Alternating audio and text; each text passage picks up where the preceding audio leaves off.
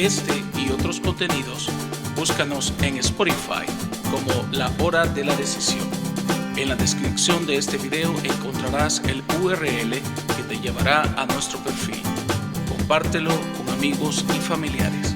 Publicamos reflexiones todas las semanas. ¿Te has preguntado por qué los cristianos sufren? Dios te bendiga. Te saluda el pastor Caleb Pineda en nuestra primera edición de La Hora de la Decisión podcast. ¿Alguna vez te has preguntado por qué los cristianos sufren? ¿Por qué si somos hijos de Dios tenemos que pasar cosas tan dolorosas muchas veces en nuestra vida? Creo que todos nos hemos hecho esta pregunta y el Espíritu Santo te tiene una respuesta en esta hora. Los próximos minutos serán de edificación. Quédate con nosotros. Hace unos días manejaba por el centro de Houston y sintonizaba un audiolibro de uno de mis predicadores favoritos del 1800, como lo es Charles Spurgeon. De repente Charles dijo una frase que impactó tanto mi vida que penetró hasta la última célula de mi alma. Y empecé a llorar y el Espíritu Santo me empezó a ministrar. Creo que las demás personas que conducían en el tráfico se me quedaban viendo como ¿qué le pasa a este? Pero yo no podía dejar de llorar porque el Señor estaba trayendo tantas cosas a mi vida y me estaba confortando en ese momento. Y derramé mi alma delante de Dios. La frase que Spurgeon dijo fue: si bebes del río de la aflicción, cerca desde su desembocadura, es salobre y ofensiva al gusto. Pero si lo rastreas hasta su fuente, donde nace el pie del trono de Dios, encontrarás que sus aguas son dulces y sanadoras. Spurgeon hace referencia al capítulo 47 de Ezequiel. Yo había predicado muchísimas veces en este pasaje, pero jamás lo había entendido como Spurgeon lo había desglosado en este momento. Y es que jamás había estado en la situación que Spurgeon planteaba. Y es que el capítulo 47 de Ezequiel describe el caudal de un río desde su nacimiento hasta su desembocadura. Pero este río no es cualquier río, es el río que sale del trono de Dios. Te invito a una travesía río abajo por las corrientes del río de Dios y que te sumerjas en sus aguas conmigo. Y te invito a que descubras qué fue lo que impactó mi vida y quizás termines derramando tu alma al igual que yo. Y lo primero es su nacimiento. La lluvia riega la tierra, el agua se filtra por en medio de las rocas y llega hasta los mantos acuíferos subterráneos. Y en algunas ocasiones estos mantos acuíferos salen nuevamente a la tierra. Y salen como un pequeño riachuelo. Y ahí es donde nacen los ríos. Usualmente esta agua es limpia, fresca y cristalina y súper agradable. Yo no sé si alguna vez has tenido la oportunidad de ir al nacimiento de un río. Yo tuve esa oportunidad en mi país natal, El Salvador. Visité en algunas ocasiones algunos nacimientos de los ríos y quiero decirte que eso es espectacular, de otro mundo. Es un agua tan fresca como si viniera saliendo del refrigerador. Es un agua tan limpia, tan cristalina. Te la puedes beber sin ningún problema porque está totalmente filtrada en medio de las rocas. Es una agua totalmente agradable para estar en ella. La palabra de Dios dice en Ezequiel capítulo 47, versículo 1. Me hizo volver luego a la entrada de la casa, y he aquí aguas que salían de debajo del umbral de la casa hacia el oriente, porque la fachada de la casa estaba al oriente y las aguas descendían de debajo. El profeta empieza viendo el nacimiento del río de Dios y este nace desde el templo de Dios. Y ve que debajo del umbral de la puerta empieza a salir un río limpio y cristalino. Y estas aguas empiezan a descender. Todo río empieza como un río pequeño y a medida que va avanzando se va haciendo cada vez más grande. El Señor Jesucristo dijo en San Juan capítulo 7, versículo 38, el que cree en mí, como dice la Escritura, de su interior correrán ríos de agua viva. Cuando tú vienes a Cristo Jesús, el río de Dios te envuelve, nace en ti, hay un nuevo nacimiento y empiezan a correr en ti ríos de agua viva. Es un agua limpia, fresca y cristalina, un agua que viene directamente del trono de Dios para tu vida. Pero como lo dije antes, este río empieza a hacerse cada vez más grande y pasamos a la siguiente etapa del río, de su naciente a su caudal. Y si miramos río abajo, vemos que su caudal cada vez se amplía más. De hecho, la palabra de Dios compara el conocimiento de Dios con las aguas. Habacuc 2:14 dice, porque la tierra será llena del conocimiento de la gloria de Jehová, como las aguas cubren el mar. Y el cristiano empieza a sumergirse cada vez más en el río y empieza a sumergirse en el conocimiento de Dios. El versículo 3 dice, y salió el varón hacia el oriente llevando un cordel en su mano y midió 1000 codos y me hizo pasar por las aguas hasta los tobillos. En este punto el cristiano empieza a conocer los principios de la palabra de Dios. Metes tus pies nada más y el agua te llega hasta los tobillos, como un niño que está jugando en una piscina y es algo agradable. Estás metiendo tus pies en la piscina y estás apenas introduciéndote en el evangelio. Empiezas a conocer los rudimentos de la palabra de Dios, los principios básicos del evangelio, el amor de Dios, la salvación por gracia, la redención, el gozo de la salvación, etcétera, el primer amor. Empiezas a vivir eso con Dios. Pasajes como San Juan 3:16, porque de tal manera amó Dios al mundo que ha dado a su Hijo unigénito para que todo aquel que en Él cree no se pierda, mas tenga vida eterna, empiezan a tomar parte en tu vida. O pasajes como Primera de Juan 3:1 que dice, mirad cuál amor nos ha dado el Padre al hacernos hijos de Dios, empiezan a tomar forma en tu corazón y empiezas a conocer esos principios de la palabra. Estás hasta los tobillos, es decir, una palabra que empieza en tu vida. Tú empiezas tu caminar cristiano, pero luego te vas adentrando más en el conocimiento de Dios y dice el versículo 4, y me hizo pasar por las aguas hasta las rodillas. El agua ya no llega a los tobillos, ya no solamente los pies, sino que ahora llega a las rodillas. Te adentras en ese conocimiento a Dios. Empezamos a conocer quién es Dios y su carácter. Empezamos a conocer el carácter omnipresente de Dios, a darnos cuenta que Él está en todo lugar.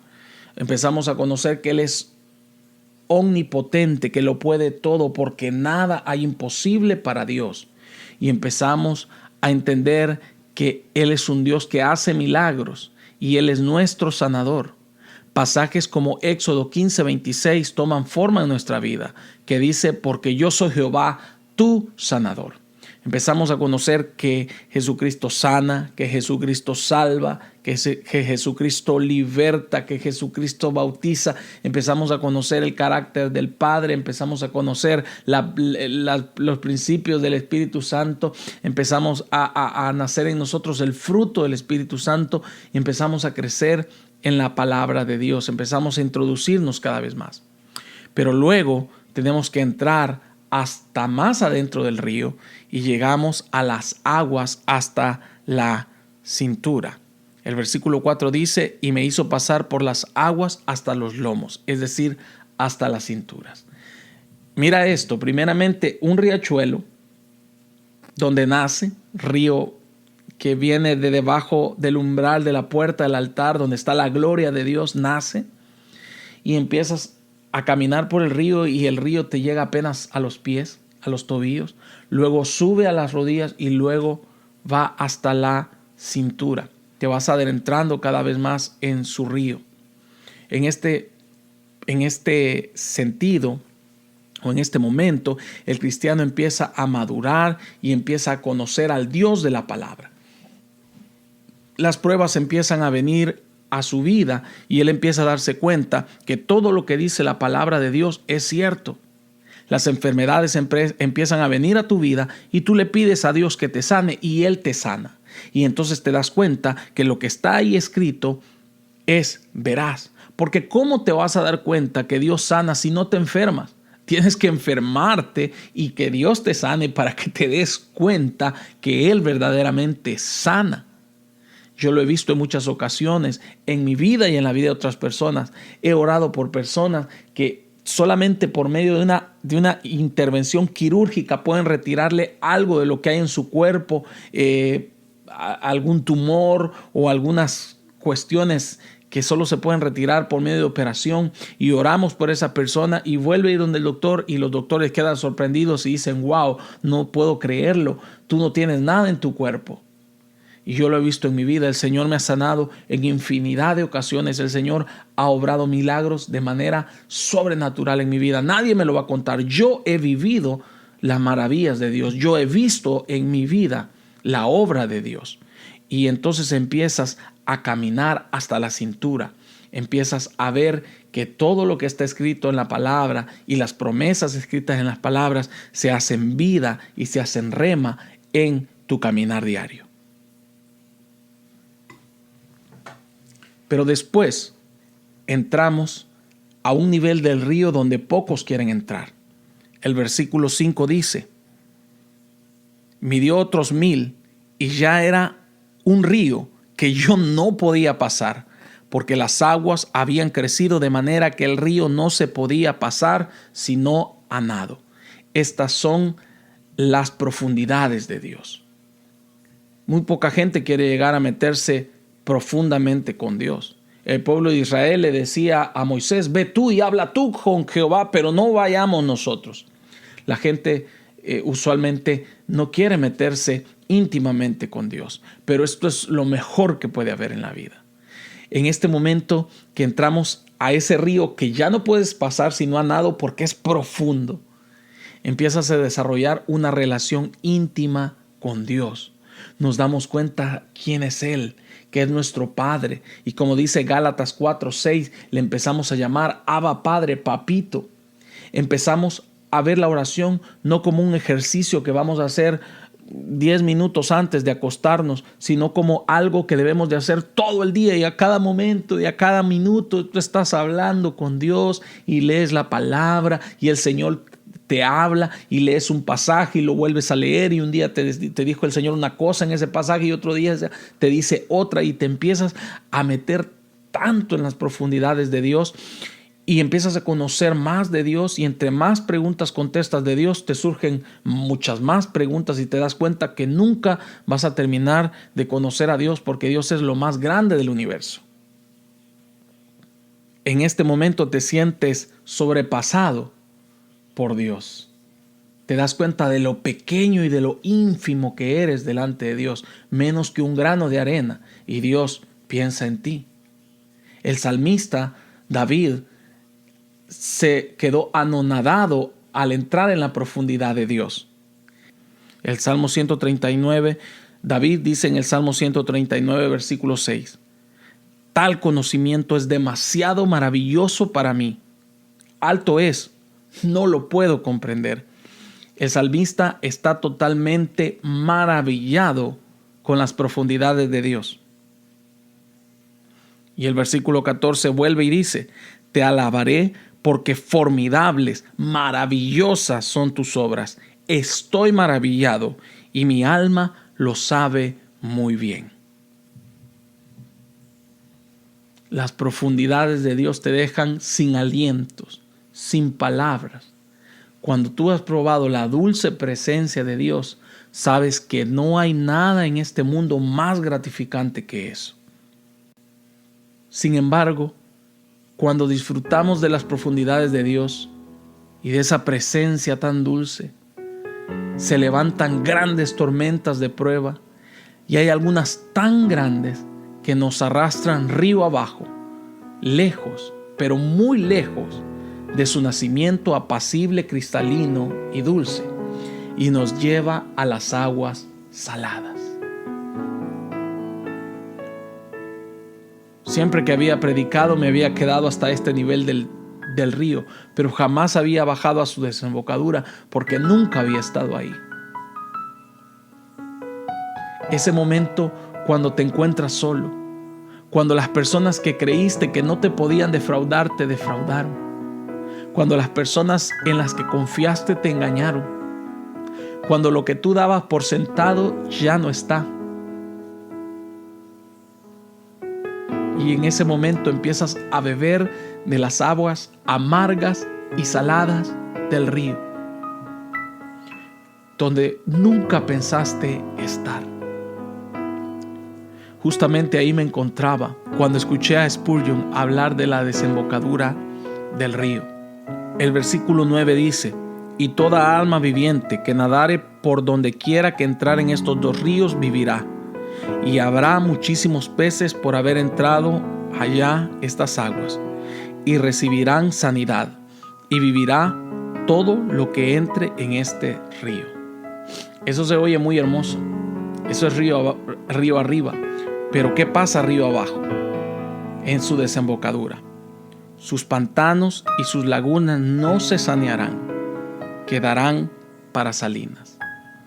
Todo río, o por lo menos la gran mayoría, desemboca al mar. Y ya no es aquella agua dulce y cristalina y fría que estábamos tomando arriba en el nacimiento. En la desembocadura se convierte en aguas saladas y turbias. Ese momento cuando el doctor dice: te tengo malas noticias. Ese momento cuando las personas que no te debían de abandonar te abandonaron. Ese momento cuando todo el mundo te da la espalda y ya nadie cree en ti. Ese momento cuando la gente te juzga sin saber. Entras a la desembocadura salada del río y nos llevan a este lugar desconocido. Esta agua no es apta para el consumo humano. Es salada, no la puedes digerir. Estas pruebas son duras y no las quieres tomar. Pero ¿quiénes somos nosotros para no beber de esta copa? Si aún el Señor Jesucristo le dijo al Padre: Padre, si es posible, pase de mí esta copa, pero no sea mi voluntad, sino sea tu voluntad. ¿Quiénes somos nosotros para decirle a Dios: Señor, yo no quiero pasar por esto? Porque te tengo noticias: la desembocadura salada del río es parte del río de Dios. No la puedes evitar. Tarde o temprano vas a llegar ahí. ¿Por qué? Porque el cristiano debe de ser probado. La palabra de Dios dice en 1 de Pedro 4:12: Amados, no os sorprendáis del fuego de la prueba que os ha sobrevenido, como si alguna cosa extraña os aconteciese, sino gozaos por cuanto sois partícipes de los padecimientos de Cristo. El apóstol Pedro dice que no debemos de extrañarnos por la prueba, que no debe de ser como algo extraño para nosotros, porque debemos de ser probados. Así como los alumnos están sometidos a pruebas constantes, ellos deben de pasar exámenes constantemente para afirmar los conocimientos y para ver si ellos están aptos para subir al siguiente nivel. El cristiano también debe de ser probado constantemente para afirmar su carácter y su fe cristiana en Cristo Jesús, para que sea un cristiano maduro y completo. No nos debemos de extrañar por llegar a este punto del río. El mismo Pedro, en toda esta carta, escribe acerca de esto. Un pasaje atrás, en 1 de Pedro 3, versículo 17, dice: porque mejor es que padezcáis haciendo el bien, si la voluntad de Dios así lo quiere, que haciendo el mal. El apóstol Pedro dice: es mejor un cristiano que está pasando por una prueba, porque Dios así se lo ha permitido, que un pagano que está sufriendo las consecuencias de su paganismo. Porque este no tiene esperanza, pero a menos que se arrepienta, por supuesto. Pero el cristiano sabe que después de la prueba viene la victoria. Hay una esperanza para él.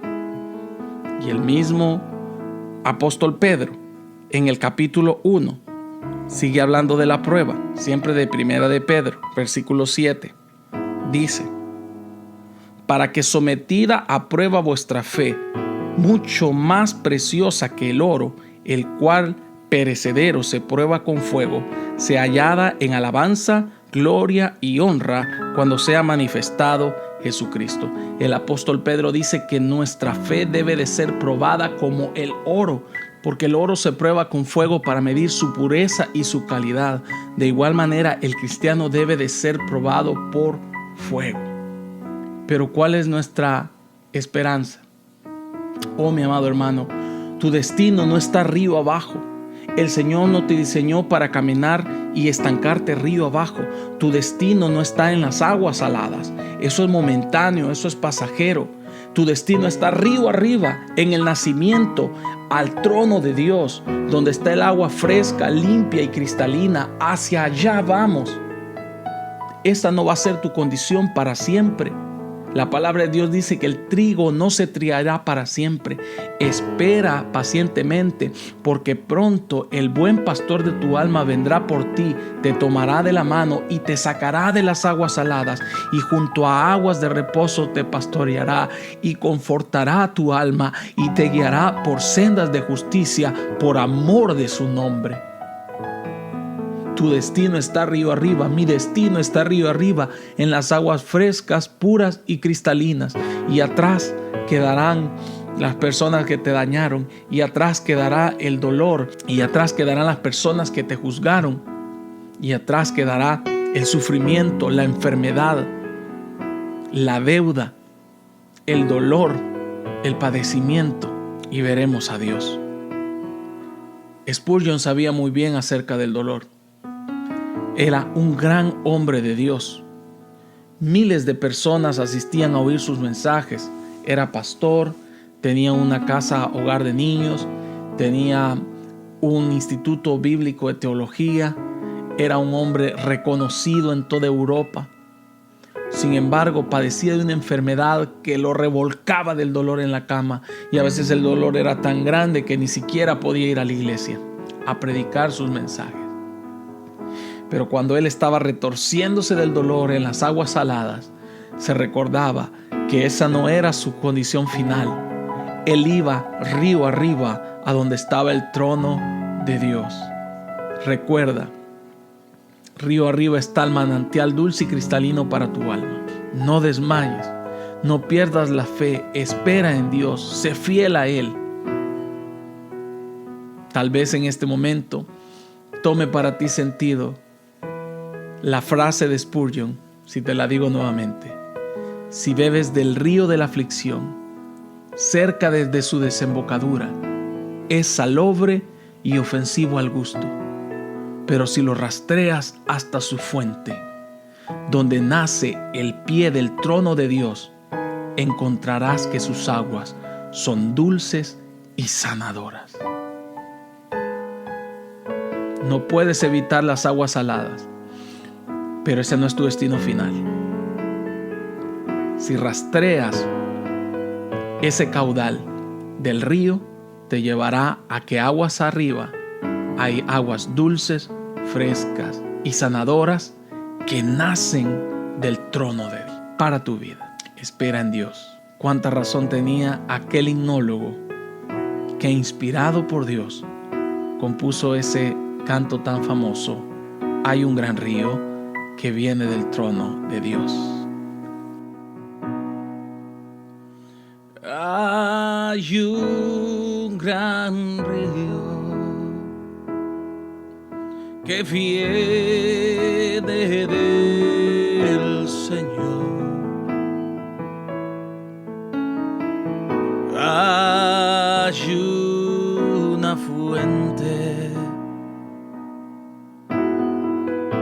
llena de su amor.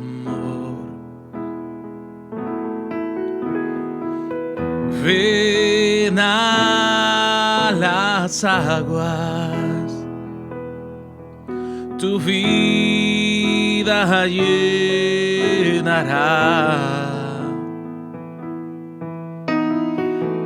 Ven a la fuente que nunca se secará.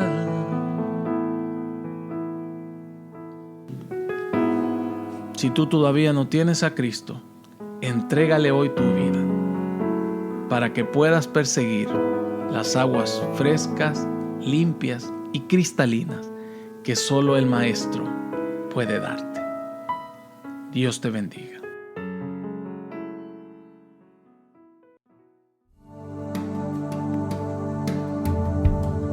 Esta es la hora de la decisión, la más importante de tu vida, tu decisión por Jesús. Entrégale tu corazón orando de esta manera. Señor Jesús, reconozco que soy pecador y mi pecado me aleja de ti. Me arrepiento, perdóname Señor. Hoy te recibo como mi único y suficiente Salvador personal. Creo que eres Dios, que moriste y resucitaste al tercer día. Escribe mi nombre en el libro de la vida. Amén.